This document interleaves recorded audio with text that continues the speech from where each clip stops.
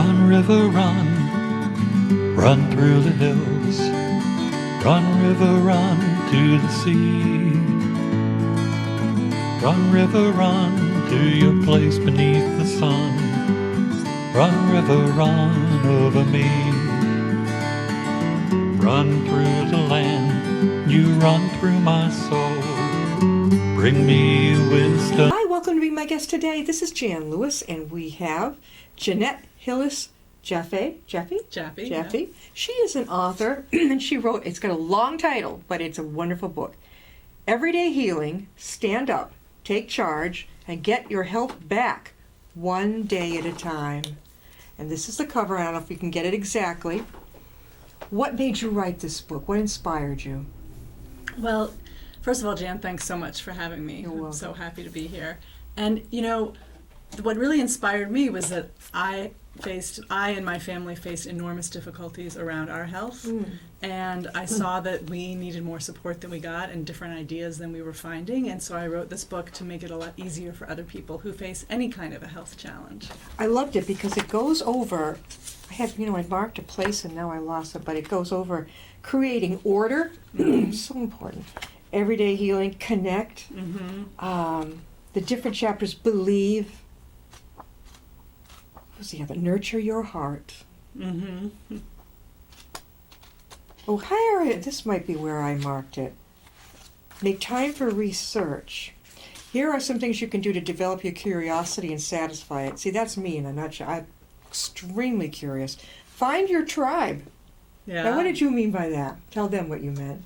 Yeah, well, you know, so much of the healing work we do when we have a serious health challenge, we end up doing alone.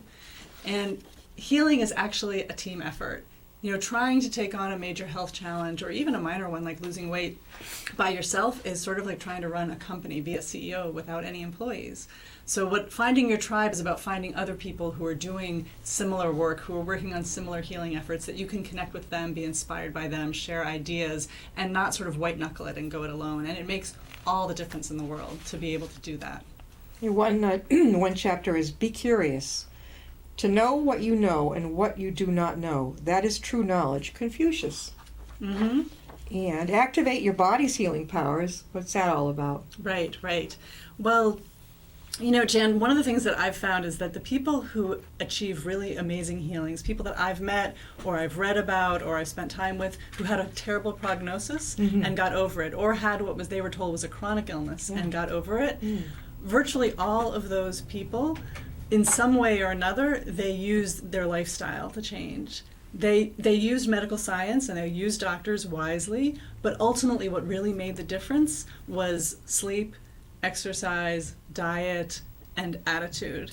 And it makes an enormous difference. I mean, our body has amazing, amazing healing powers, but with all the toxins coming in at us, which the way we sit all day long, with the attitudes that we have, it's very hard for our immune system to do what it needs to do. Right.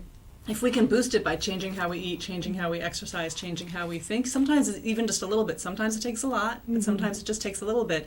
It's amazing how much healing our body can do. So it's really about recognizing that ultimately you're your own healer. You need doctors to give some good advice, but you're your own best healer. No, you're so right about that sleep part. I know when I've had very bad flu or been through a lot of stress, if I don't have anything scheduled in a morning, let's say if I couldn't get to sleep till 1 or 2 in the afternoon, if I can sleep till, no kidding, 11 or noon, that extra, is just enough to begin, things begin to get better. Things get to get better. It's taking care of yourself, right? Yeah. And then I love this, be action-oriented. How's that going? How does that help people? Yeah. I mean, I think what that's really about is about, one of the hardest things that people face when they're dealing with a long-term illness, or when they're trying to lose weight and they keep gaining it back or something, or allergies or something that just goes on and on and on, is you give up hope. You say, I've tried everything, and you give up hope. And I've been there. I was, in a minute I can tell a little bit more about my own 6-year illness, Definitely. which I want to tell you more about. But, I was very sick for 6 years and almost couldn't get out of bed for most of that time. So I've definitely had the experience of, I've tried everything under the sun. But there's a great Thomas Edison quote, which is, when you've exhausted all possibilities, you haven't. Yes. You keep going. You know, you actually haven't, which is very true. You know, I have most of my coaching clients come to me and they say, I've tried everything. And I can't say it the first time I work with them, but the second or third time I say to them, you haven't. Yeah. You know, you might try 99 things and they don't work, but the 100th thing could work. But the key is that you need that emotional support and that logistical support from family and friends and professionals to, if you try one thing, it doesn't work, to take a break, you know, take care of your emotions and then get back and try something else. So being action oriented is about getting the support that you need. To keep reaching out for people and not to give up, not to let that despair that I know comes up, you know, and just say, okay, I'm going to try the next thing, I'm going to try the next thing, and just keep going. Tell us what you went through. Sure. You know, I, as a child and a young adult, I was a really high energy person, very athletic, ran half marathons, and I got sick a little bit more often than others. But then in 2002, I was pregnant with my second son, and I basically came down with the flu. Everybody's heard of a story like this. I came down with the flu and just never really got better for 6 years. And, you know, a lot of what my life looked like, my kids remember this very well. They're 12 and 14 now. My sons, from when they were like 2 and 4 to maybe 4 and 6, they would spend a couple hours in the bathtub every night. Oh, yeah.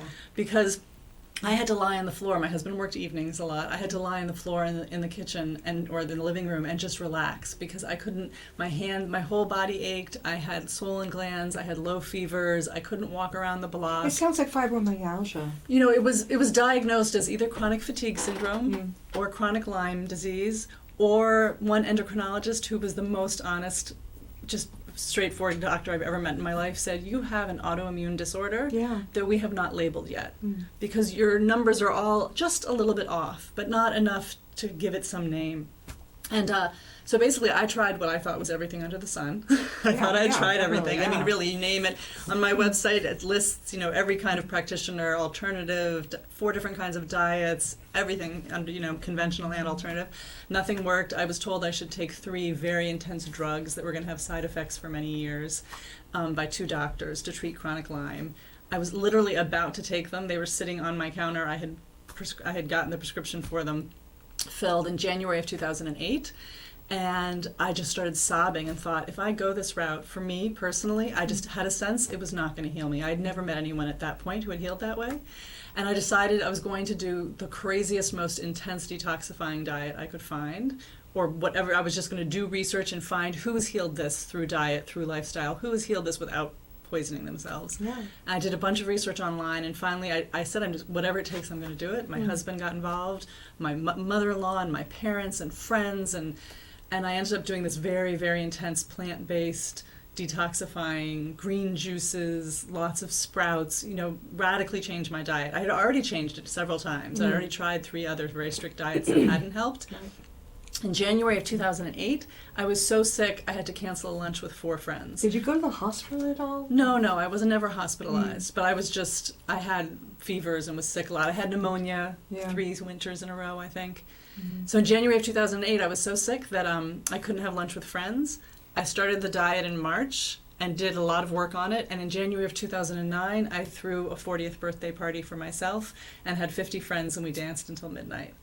You know, and it just made an enormous difference. And as I say in the book, I definitely don't say that, you know, all vegetarian green juice diet is for everybody. I think it's very healing, but everybody has their own path to health. The key is finding it. And so the book is really about helping people find their own path to health and being able to stick to it. I love when you say jump in, use visualization to turbocharge your healing. Right. You know, when you're feeling like in the winter, I know if you're worried about something or whatever, I switch to a scene that I love, like the beach, and how I feel and everything like that.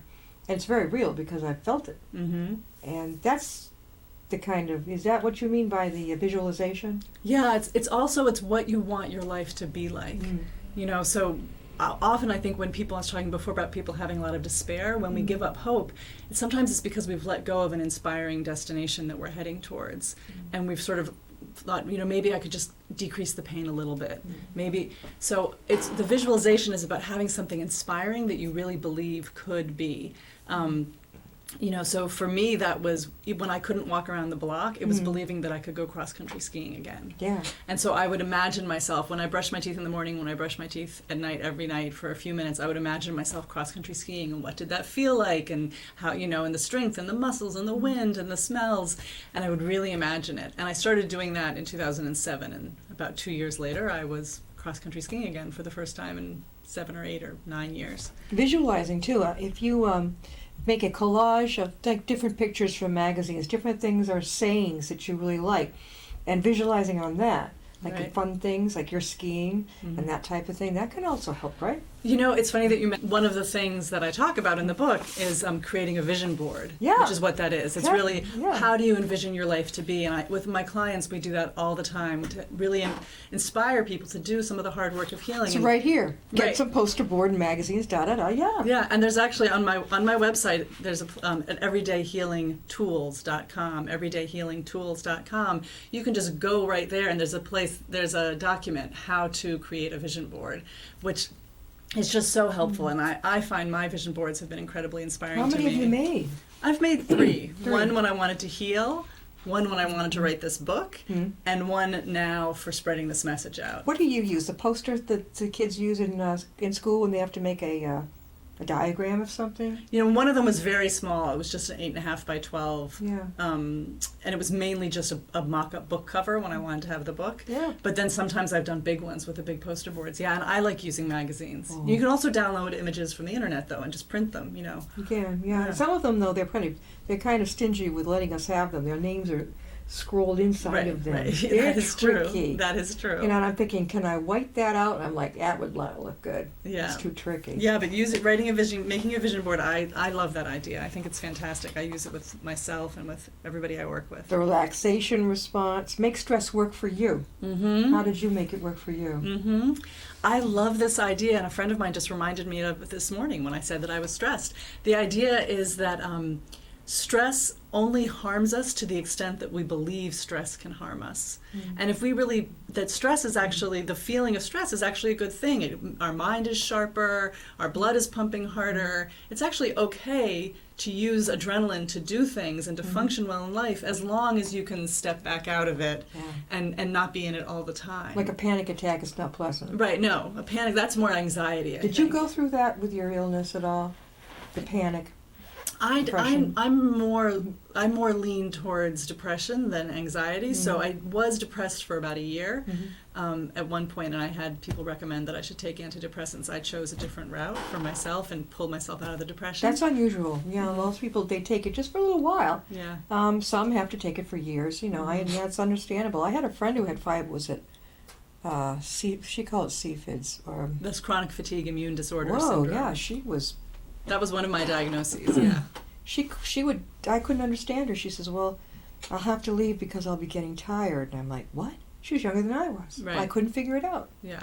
It's one of the hardest, emotionally it's very challenging because people really just think that you're depressed or that you're lazy. And there's something called post-exertion fatigue with chronic fatigue, where whatever you do, anytime you exert yourself in any way, you then feel terrible afterwards. And people look at you, you look totally fine, and there's a lot of judgment and a lot of shame. I mean, that's another piece that I talk about in the book a lot. We live in such a supersized, big box Photoshop world. Having any kind of a physical ailment, whether it's visible or not, or being a little overweight or whatever it is, we have so much shame about that it's very hard to reach out and ask for help. And that's why the chapter on Connect, Yes. about building Reaching your out. support team and actually leading your family. Asking for help isn't a sign of weakness. No. That's one of the most important things. It's really a sign of visionary leadership And bringing your family and friends and helping them all get healthier too, and by getting involved with your healing. It's so funny reaching out. I try to tell people over the years, it's like, it's a strength. It's not a weakness. Right. A person who could step up to the plate and ask for help, that takes courage. Right. And I mean, and that has to be said with a caveat. There are some people who have a little bit of learned helplessness, and so they're always asking for help. So this is asking for help in a leadership way. And Yeah. this is what I need to do for myself, and this is how you could be involved to help me do this for myself. It's really empowered asking for help. We're talking with Jeanette Hillis Jaffe, and she has written Everyday Healing, Stand Up, Take Charge, and Get Your Health Back One Day at a Time. Excellent book. How can they get your book, Janet? Well, it's available on Amazon or Barnes & Noble or in independent bookstores. So you can just go to Amazon.com and look for Everyday Healing. It's also available at everydayhealingbook.com. So everydayhealingbook.com and at Amazon and Barnes & Noble. And you encourage people to tell the truth to themselves about themselves. Right. Yeah, don't go into denial. You Right. know, that's not healthy. You're Right. just going to be sitting on it and laying an egg. Right. You know, It's- eventually. It's hard, but it's true. I mean, if we don't really acknowledge to ourselves what our problems are, what our challenges are, then we can't really address them. There are so many things. Find a role model. I love it. A mentor. Mm-hmm. Did you do that? Oh, for sure, for sure. One of the things, and I tell people this all the time, I tried so many things, alternative and conventional, where doctors or healthcare providers would say, this is going to heal you, and nothing did. And I decided I wasn't going to try something again until I could find 2 people who had done it, and a year later, they were living large. Now, how did you reach out to somebody? Probably, did you know them? Did you find them online? You can find anything online. Yeah. You know, find- if you just keep putting the right keywords in and the That's the right trick. searches, and you don't give up, and then it's a combination of online and human interaction. So you find a support group of some sort online, and then you talk to the people, and they introduce you to other people, and you know, one needs to be careful. Because there are people who are trying to sell you something and this and that. But even if someone's trying to sell you something, I mean, for example, I'm now coaching and selling a book. Yeah. If people are, you know, respectfully offering information, that's fine. But you know, so look online and be a little wary. But I also say go outside of your comfort zone. You know, when I was first told I should try this detoxifying diet that ultimately healed me, it was in the first year of my illness. And I was like, that sounds great. You're crazy. Yeah. You know, there's Yeah. no way I'm going to eat only vegetables and this and that and Yeah. green juice, and that's ridiculous. And it took me 5 years to decide, okay, I'm going to try that, and it was what ultimately healed me. So I say look for a role model and look for somebody that maybe is outside your comfort zone, because we need to think differently to solve the challenges Sure. than we were thinking A before. little different personality than you do. Yeah. I think that's very. Did you have any idea, years before you wrote this, or even before you got sick, that this would happen at all? Did you have any idea you wanted to write this book? No, but you know, part of the reason why I wrote the book also, I mentioned that my whole family has had big health challenges. So I have an older brother who was sick for more years than me. With the same thing. Similar, the same kind of unidentifiable, and his symptoms were much worse than mine. Thank God he's also doing better now, mainly through diet, different kinds of diet changes. But I grew up, a lot of my growing up was watching him really, really struggle. And then my